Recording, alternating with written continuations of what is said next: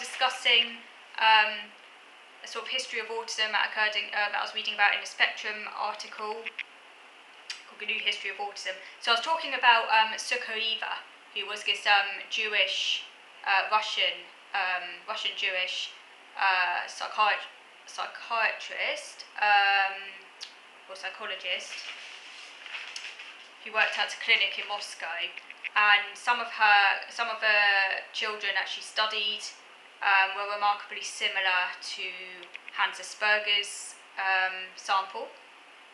She talks about, for example, a 10-year-old, Emma, describing him as unsociable, isolating himself from other children. Another patient is extremely talkative, with conversation marked by repetitive obsessional themes, yet never takes part in school's communal games, has flattened affective life with muted reactions to almost everything, and lives in a fantasy world of obsessional states and compulsive counting. Another child began speaking rhymes at age 3, but nicknamed the talking machine by other children whose games he avoids. And then she describes autistic psychopathy as a tendency to absurd rumination, an autistic attitude that steers them away from others, and tendency towards obsessive-compulsive behaviour. So this is what Grania Sukhareva described as autistic psychopathy back in 1920s Moscow, before Kanner and Asperger. And indeed, it is very likely that other psychiatrists and psychologists also came across the same group of children. I mean, after all, you're bound to, aren't they? And bearing in mind that child psychiatry was a very new discipline at the time, psychiatry was very new, child psychiatry even newer. It was actually in terms of history, very, very recent, by the way, that children have even been studied, because childhood itself was really very much, didn't really exist as we know it before sort of Victorian times, really. The category the child, it's quite a new category. That children were seen as worthy of being studied in and of themselves, independent of adults. Quite a recent concept. The child psychiatry, very, very recent.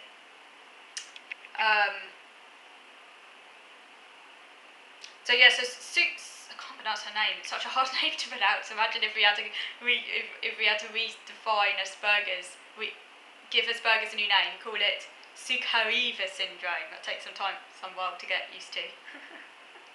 Sukhareva syndrome. But yeah, she was ahead of her time, particularly in terms of the breadth of children that she described. It actually anticipated the rise of the spectrum idea too, because she didn't just describe one particular child, she described quite a range of different presentations of this autistic self-withdrawal. So she anticipated the spectrum idea.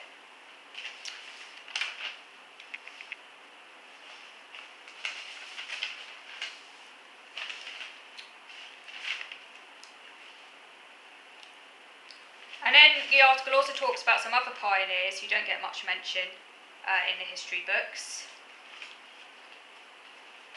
And they are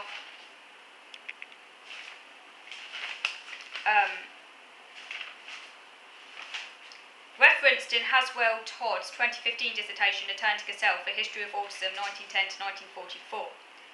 And these people include Annie Weiss, if I'm pronouncing her name correctly, it's a German word, and George Frankl, and they both worked in the mid-1920s at the University of Vienna Children's Clinic, and Asperger joined this clinic in 1932.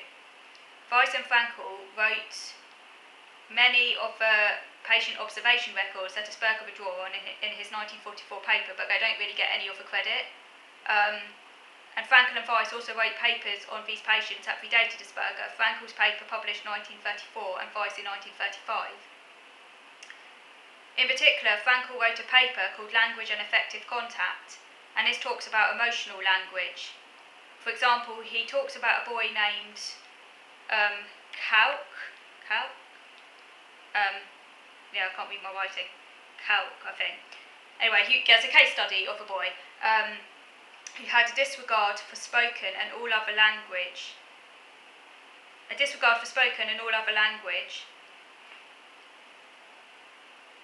and a disregard for spoken and all other language had produced a total lack of contact with other persons, cut off from human connections that are built by full conversation.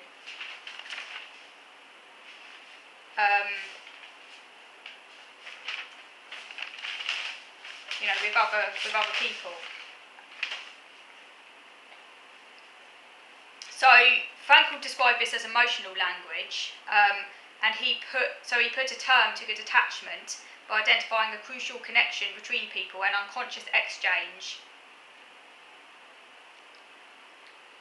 communication, and sharing of effective information.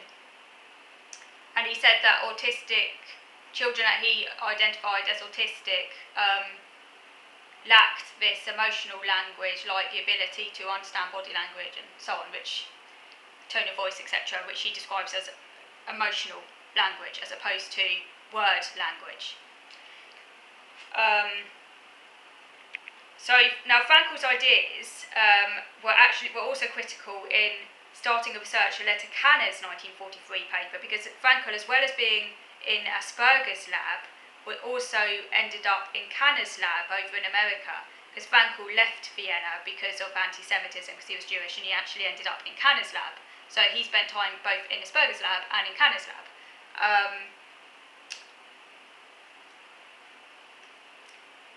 So it talks about Frankl and Weiss as well as other pioneers, but they also, like Sukariva, they also get very little credit. And then it jumps forward to more recent times, to Wing's 1981 paper on Asperger's syndrome, which obviously brought Asperger's syndrome into was the first time that Asperger's syndrome was used in Wing's 1981 paper. And Wing declared that the autistic world is populated not just by Kanner's deeply disabled children and a sprinkling of Aspergian savants, but an entire spectrum of presentations. Although that entire spectrum of presentations was also first described by Sukariva back in the 1920s, it wasn't until 1981 that this really got kind of international attention in the psychiatric community, because previously they had heavily focused on Kanner's extremely disabled group, and autism was said to be like very, very rare, even though obviously it was, if you looked back at the other clinical descriptions of a sort of broader sort of spectrum, for want of a better word, it was clear it wasn't as rare as what Kanner was making it out to be. But Kanner, of course, kind of monopolised the autism discourse, I guess because he was a very influential person for quite some time.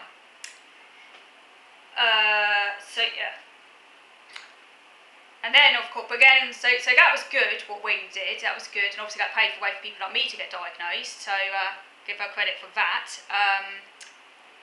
So that was important, because there are lots of people out there, you might not be like the profile described by Kanner, and are more the profile described by, say, Sukariva, or Asperger maybe, or even people sitting between the various profiles. But unfortunately, as we all know, for those of us who are critical of the neurodiversity movement, things then took a rather sour turn. Because this, unwittingly, because I'm not sure that Lorna Wing would have been an advocate for the neurodiversity movement, I'm pretty certain actually she wouldn't have been. She had a profoundly disabled daughter, we mustn't forget that, Susie, I think she was called.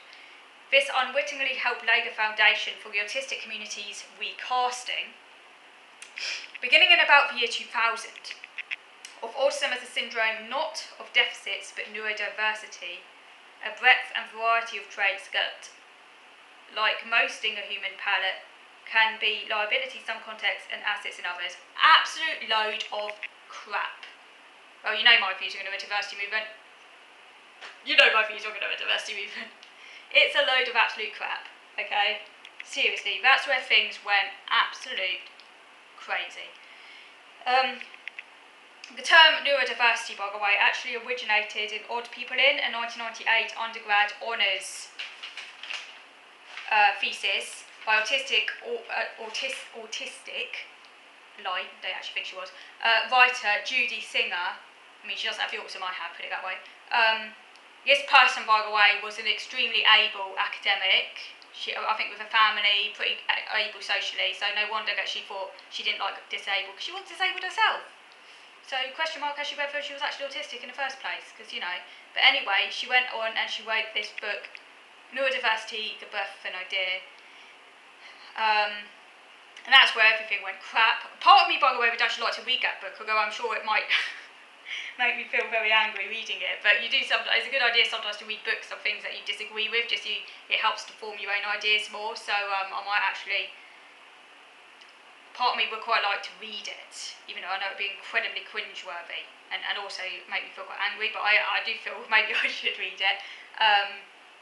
Because she argued that neurodiversity did not carry the stigma of disability. To me, it's actually the opposite. There's nothing stigmatising about saying you're disabled. Disability is part of normal human experience. We're all going to end up disabled one day anyway. Old age is a disability. And ultimately, we're all dead. And as we get older, we get more and more frail, more and more things happen. Disability is a normal part of human life. There's not a single person around, even someone who's really, really lucky and gets to old age without hardly any problems will still be disabled at some point, because that's what old age is. Like when you can no longer, walk as fast as you want to, and things like that. That's a disability. Disability is part of human existence. So trying to pretend it doesn't exist is actually really stigmatising, because it's almost pretending that part of human experience doesn't exist. And that's not the way to go about actually, it's not positive and it's not helpful. And it's just not the way to go about helping people or to encourage acceptance and understanding. Destigmatisation of disability would be shining a light on the fact that we are all, at one point or another, going to be disabled. And it's a normal part of human life. There are different types of disablement. There's nothing wrong about being disabled. It's just a normal part of human existence. We don't need to be all positive all the time and like can do and shit. We have to, accept that not everything in life is hunky-dory and that's okay. And pretending that isn't the case is what encourages stigma. This whole Pollyanna attitude of it's all okay. It's just absolutely insane. Yeah. And if you ask me, it's actually a product of capitalism. Capitalism doesn't like to admit weakness, as we know. So yeah, neurodiversity to me is incredibly stigmatising. There's no shame in being disabled, and that's what we need to say.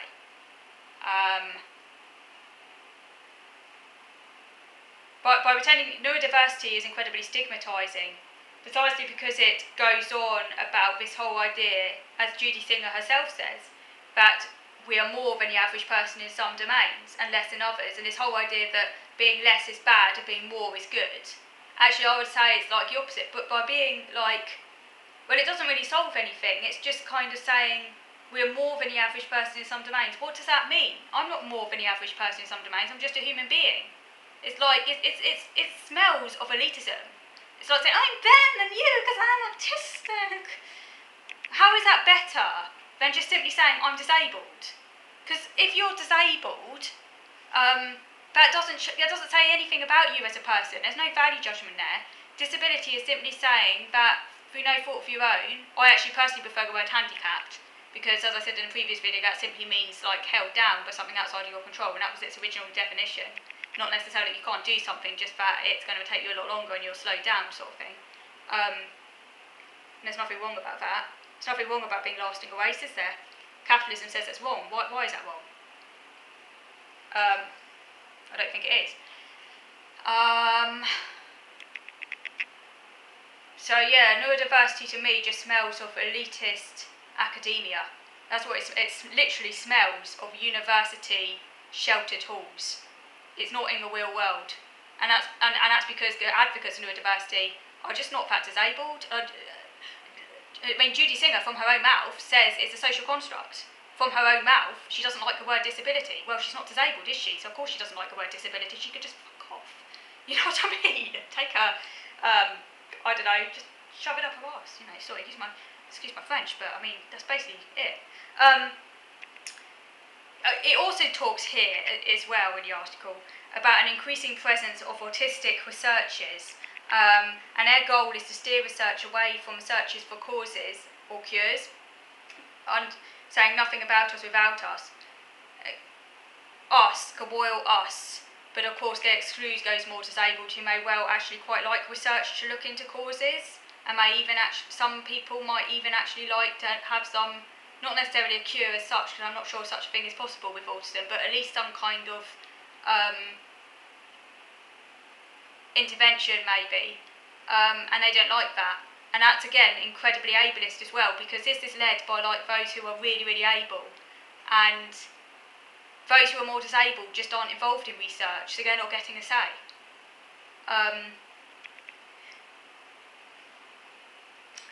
And then we have people like Damien Milton, an incredibly able lecturer, and father and everything. He's pretty able. He's able enough to raise a child and work at the same time. He goes on about this double empathy problem, this whole idea that there's a failure of non-autistics to see very often at least as bad at understanding autistic people as autistics are understanding them. And this kind of leads to this kind of tribal idea that somehow autistics are really good at understanding other autistics, implying that the empathy depth problem is like a social construct sort of thing, or to do with this whole tribal idea, when he completely doesn't seem to understand what was meant by the original term anyway. Like, he just doesn't get it. Like, the original researchers were never saying that autistics don't care or that autistics don't have feelings. That wasn't what they were saying. They were simply saying that autistics, like me, really struggle to kind of understand other people, because they struggle to like read other people and to like understand what other people's, not that autistics don't care or anything like that. It's completely not what was originally meant. But that autistics have this real problem with the whole theory of mind stuff, which is a form of empathy. It's like cognitive empathy, specifically, psychological language. And if you have a difficulty there, it doesn't matter who you're with. I could be with another autistic person and still not have the foggiest idea what they're thinking or feeling. Indeed, I know that, because when I'm in a group of other autistics, I'm just as clueless as I am a group of any other person. So his theory is shove it up his arse. It does not apply to me, and I'm sure it doesn't apply to other properly autistic people either. But anyway, thanks for watching.